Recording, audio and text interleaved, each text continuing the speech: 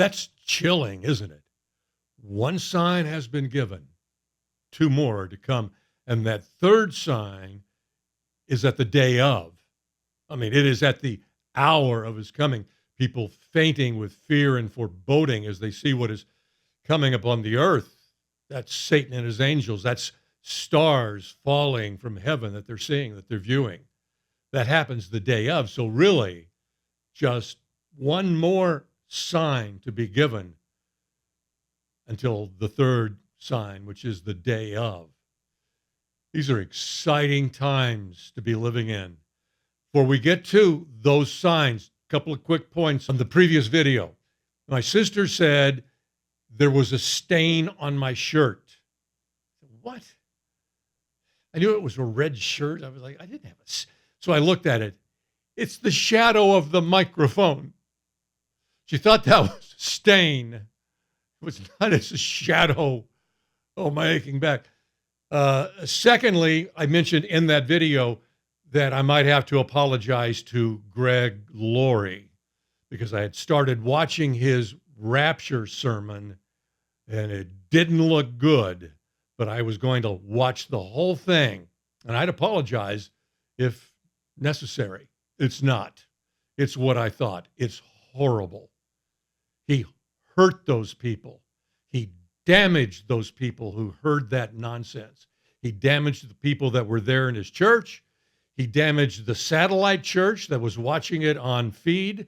And he damaged all of us who watched that video. He didn't damage me, but he damaged my feelings because it just makes me sad to see what the church is given instead of the true teaching of the Lord Jesus Christ. Also, I knew I'd hear from Sardis. I had wonderful comments. Thank you for those wonderful comments. But I also heard from Sardis. Kevin regretted that he watched the thing, watched my video.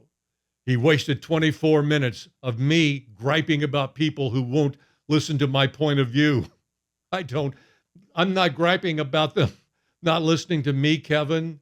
I'm griping about them. They're not listening to the Lord. All I'm doing is pointing to him. Go to the Olivet Discourse. Go to Luke 17. That's where you should be getting your information about the rapture of the church. That's where it's to be had. Not from Pastor Greg Laurie, who's painting a picture of that day like it's the most bucolic, wonderful, idyllic day. Nothing to worry about. You might be having a picnic, and then suddenly you'll hear an angel. Excuse me, lovely couple, but I'm the angel in charge of escorting you into heaven. But I see that you're on a picnic and you've done a lot of preparation. Would you like me to come back later? I'd hate to interrupt. We want this day to go as peaceful and as stress-free as possible. When you're ready, just look up and give me the thumbs up sign. It's not going down that way. It's quite the opposite. That's why it takes preparation. That's why he gave signs, but the signs aren't important to anyone who has cast aside the teachings of the Lord Jesus Christ.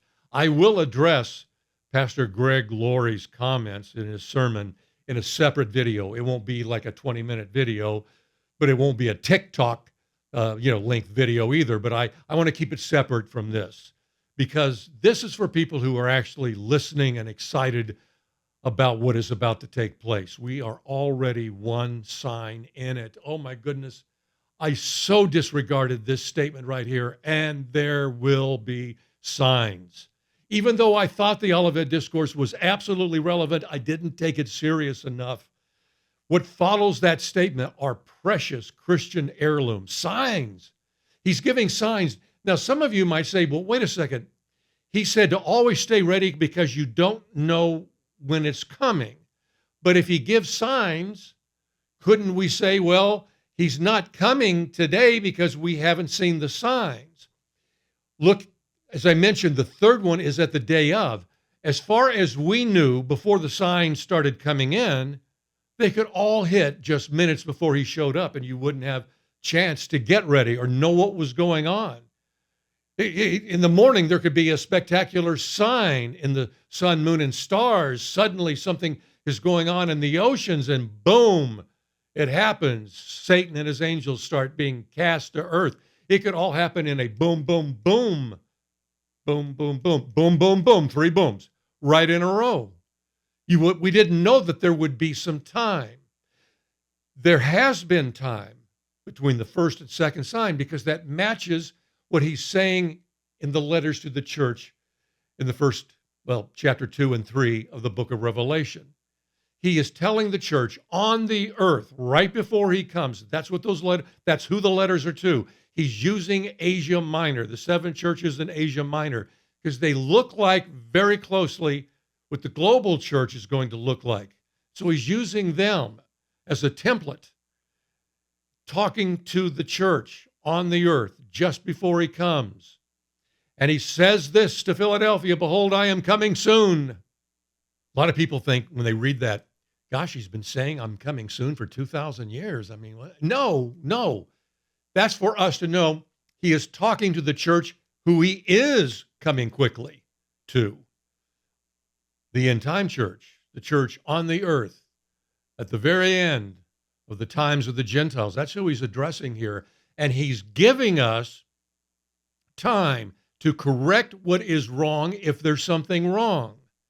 He builds that in through the letters to Sardis. He says, if you will not wake up, which means he's giving them some time to come to. He tells Philadelphia, you're fine. Hang on fast to what you have. He tells some of Thyatira that as well. Hang fast, just hold on. So there's some time between giving of those letters and the actual coming. The same is true of the first sign. It is pointing to war in heaven, but it is allowing us some time to work this all out, to get right. The church has squandered this time. That sign, so brilliant.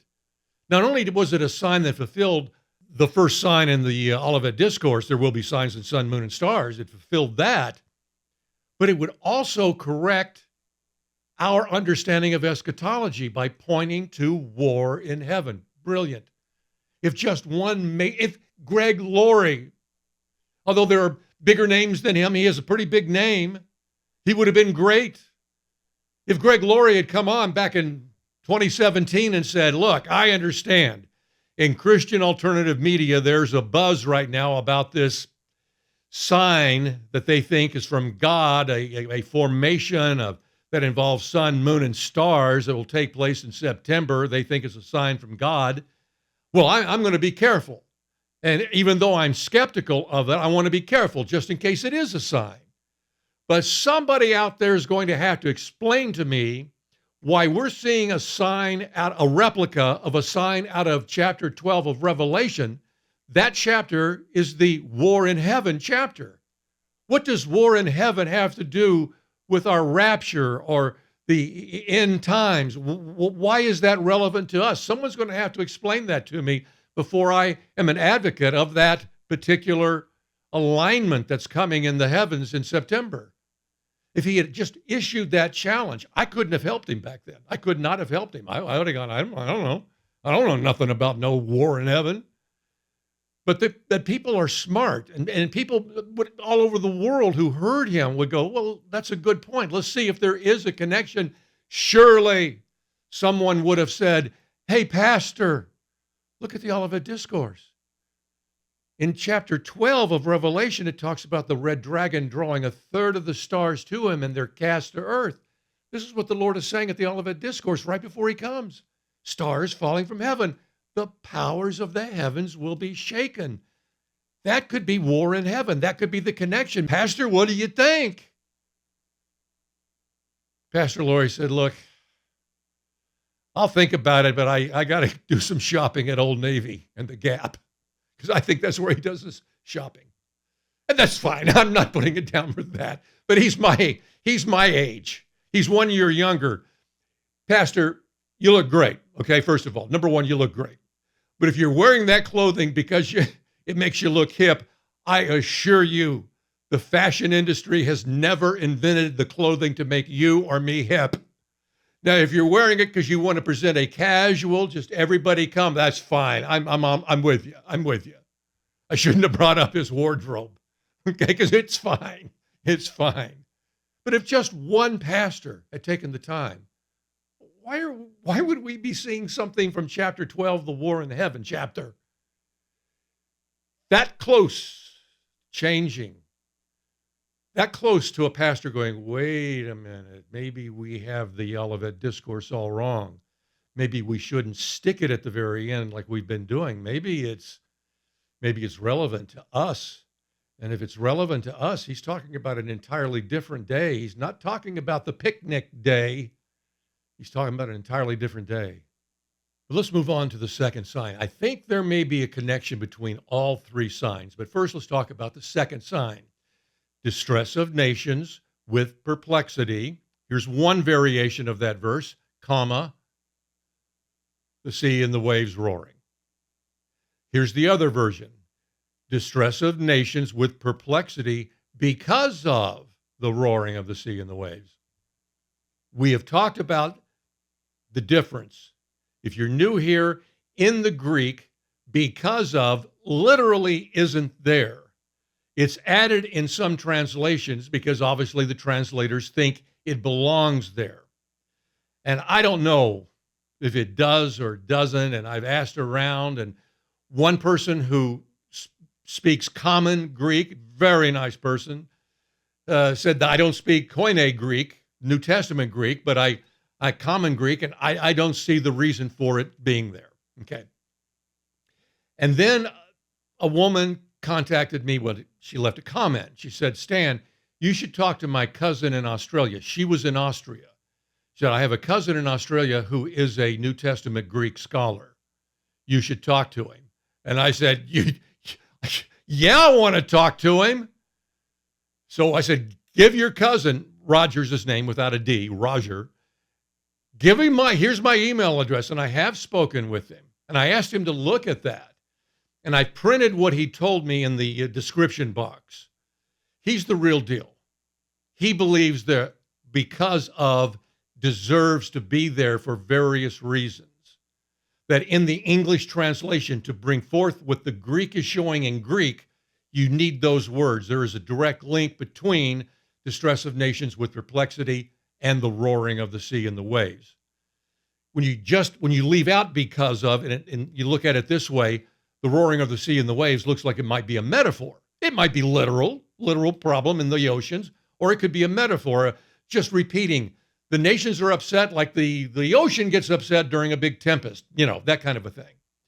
But when you add because of, it gives us a very literal picture of a problem in the oceans that has gotten the attention of the nations, which fits the sign thing, really, when you think about it. The first sign was a sign, a very obvious thing that we could get eyeballs on. It was for the church, but it was a definite thing to look at. The third sign is a definite thing to look at. People fainting with fear as they see what is coming on the earth. That's a real tangible, visible situation. I think the second sign is going to be of that nature too. I had another viewer from Ireland. Steve said, would you consider, Stan, that the distress of nations could be what's happening in the various countries around the world who are upset with what their governments are doing, ruining the cultures of those countries and stuff like that? And I said, I have, and I will continue. I'm not going to marry any one idea going into the second sign. I am not. I'm going to keep all options open. And yes, Steve, that's an option that I think we should keep on the table. But my first option is going to be a more literal one. They are upset because of something that they can see happening to the oceans. I think that's going to be number one, but not my only thing that I'm going to be watching for. What would fulfill that? Obviously, a massive hurricane season. Do you think it's a coincidence that the 7th anniversary of the first sign, the Revelation 12 sign, which will either happen in August, if God is using prophetic years of 360, or will happen in September 23rd, if he's using our calendar? If he said, I'm going to give them a week of years to get ready between the first sign and the second sign. I'm going to give the churches a week of years to get ready. That's possible. That's really possible. It's not guaranteed, but it's really possible, especially since this war in heaven sign comes out of a book that's all about sevens. 7 years is an appropriate amount of time to give the church to get ready. Would it make a difference if he gave it 8 years? It doesn't look like it would. But as we're going across the 7-year anniversary of the Revelation 12 sign, we are going to be in hurricane season, which runs June to November, with the prime months being August, September, October, right as the 7th anniversary is happening. And this year, whether prognosticators are saying this could be a record-setting year. Everything is set up for a bombastic hurricane season. We've already had a record. Even though it's been mild so far in June and July, it often is. The real hurricane season doesn't really get underway until August, September, October. Then we're going to see. These weather guys could be all wrong. We know that. But they are predicting something big this year. I don't think that's a coincidence. We've already had the first hurricane to ever hit Category 4 in June, Beryl. It's never happened before. So we'll see. We'll see. It's set up beautifully for something. He's not trying to hide these signs for people who are looking at him. He wants us to see these signs. He does. He wants us to see this happen. Whatever it is, we're going to take note of it. All we have to do is be flexible, keep our head on a swivel, as they say in football, and watch and keep an eye. Look for something that will fulfill it, because the nations are going to see it as well. That's guaranteed that we're going to see it. He's not trying to hide this stuff from us. So this hurricane season could be spectacular. On top of that, I do not think it's a coincidence that the magnetic field is at its weakest ever. I listen a lot to Suspicious Observers YouTube channel hosted by Ben, scientist, who has been telling us that with this weakening magnetic field that's there to help deflect solar activity incoming, flares and coronal mass ejections and storms and that kind of a thing, to keep them from harming us, is so weak it's letting a lot of that material through. And now other scientists are agreeing with him that this situation is going to intensify tropical storms and hurricanes. We may already have seen that with Beryl. We'll see. I just don't think this stuff is a coincidence. It's all lining up this year. But because I want it to happen this year, I can't marry into any of this stuff. Just keep watching. He's in charge. Whatever timing he goes with will be the perfect timing. It just looks really interesting right now. Folks, when that second sign hits, do you, and I'm sure you do, we may all have to go out and get medications if you're not already on them. I'm not, but I may have. I will be so are you kidding me? Seeing one sign was unbelievable. When we see sign 2, and we will see it, it is coming. Our generation has been called out. We're the ones that are going to see the great event that's coming. When we see sign 2, my goodness. Oh, church has never been in this situation before. We are in uncharted territory, and we sure could use the firm, educated hands of people like Pastor Greg Laurie, then fill in the blank with 1,000 other really fine pastors if they were just not dead asleep like they are now. We could use their help. With or without them, we'll get through it because we're going to listen to the Lord. And it's pretty clear what he is saying. When that second sign hits, hang on, get ready. You're about to see something no one has ever dreamed of, something the Lord could only compare to the flood and Sodom and Gomorrah. That's why we need to be ready for it. Now, I mentioned there might be a very interesting connection between the 3 signs. There absolutely is a connection with sign 1 and sign 3, but it may be all 3 of the signs. This is kind of fascinating. Here's how it would look. First of all, we'll call the signs this. Sign 1, the Revelation 12 sign. Sign 2, we'll call it sea trauma. Sign 3, we'll call fainting with fear and foreboding as they see what is coming on the earth. So here's how the connection would work. These are what the signs were actually telling us, or will be telling us.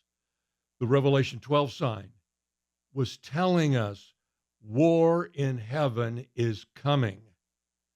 The sea trauma could be war in heaven has begun.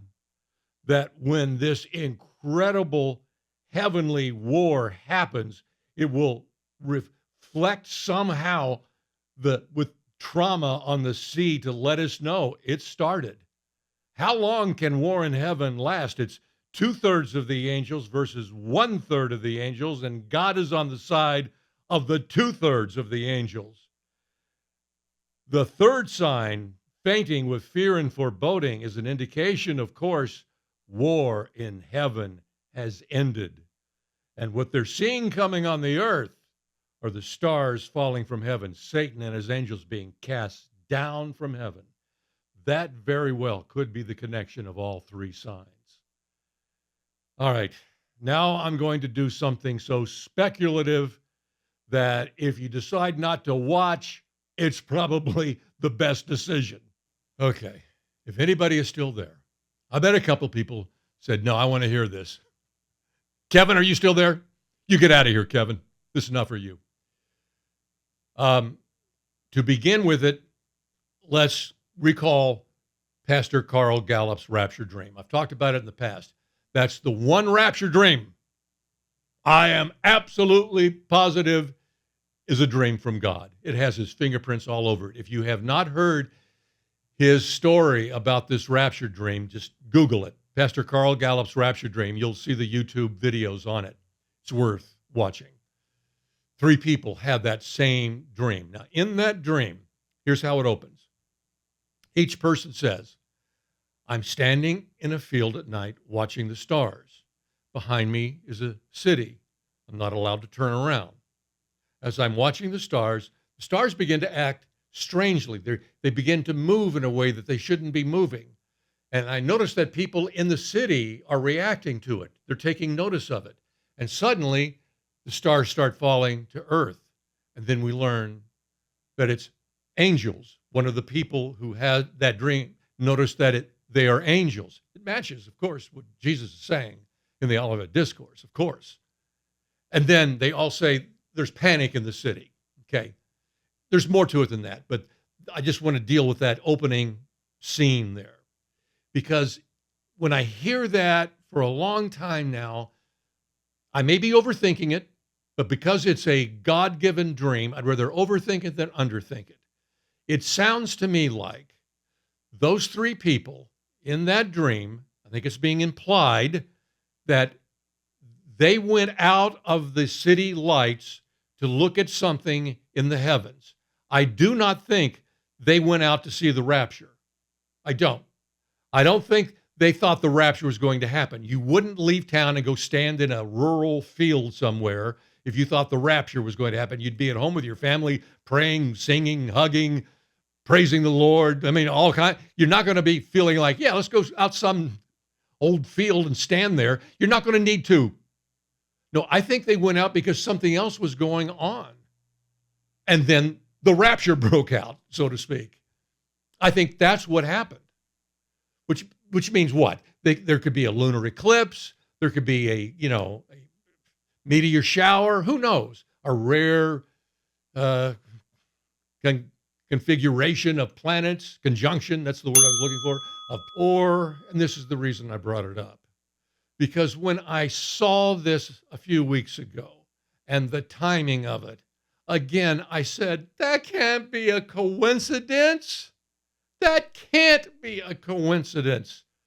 This was a story that NASA broke. A once-in-a-lifetime event is coming this summer between now and September, the Blaze star. This is a star that is about to explode. It's about to go nova. And you've never seen it happen. I've never seen it happen. It happens in the cosmos, quite regularly, but it almost never happens when we can see it with our naked eye here on Earth. It hasn't happened since 1947. The same star exploded back then. It's what they call recurrent nova. It's in this pattern of building up to an explosion, I guess on its way to extinction. But it goes nova every now and then. And it's showing the exact same signs of going nova that it showed back in 1947. So that's why they believe it's now. You'll never see one again.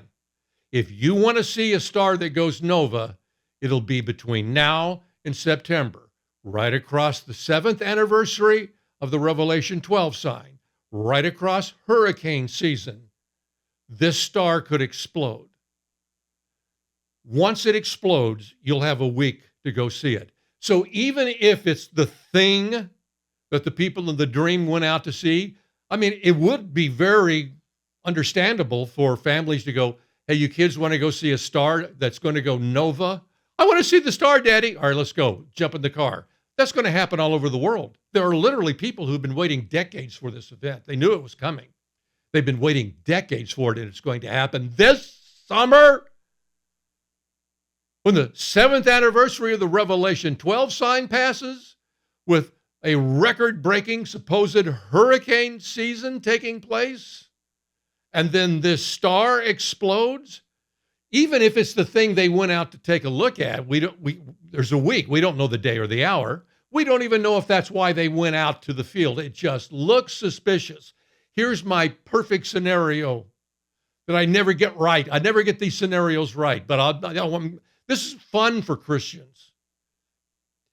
The 7th anniversary comes and goes, or we get close to it. A hurricane season unlike anything that we've ever seen transpires. Nations are upset. These things are expensive when they hit landfall. The nations would be right to be upset, and suddenly, it's just climate change isn't going to help them. A huge, huge hurricane season unlike anything we've ever seen. The 7th anniversary of the Revelation 12 sign takes place, and then the blaze star explodes in the sky. That's what I want. Come on. That'll cause some sleepless nights. Are you going to be able to turn in early if all that's going on? Well, we'll wait and see, kids. I'm going to get some sleep. I don't know how we'd sleep during that week. It's coming. It may be so different than that scenario. It probably will be. But that scenario is teed up. That scenario could very well happen. We are in exciting times right now. The church should be the most exciting place you could ever go. Kids, do you want to go to Six Flags over whatever state? No, take us to church. Take us to church. Okay, that's an exaggeration. Okay. But you get what I'm saying. That's how exciting churches should be right now. The church has never seen this. The first sign has already happened, and we're staring at the second sign coming. Amazing times. And the church sleeps on. I'll have my critique of Pastor Greg Laurie. I like the guy. I'm not going to drag his name through the mud, but I'm going to call him out for his nonsense in the next video. Thanks for watching.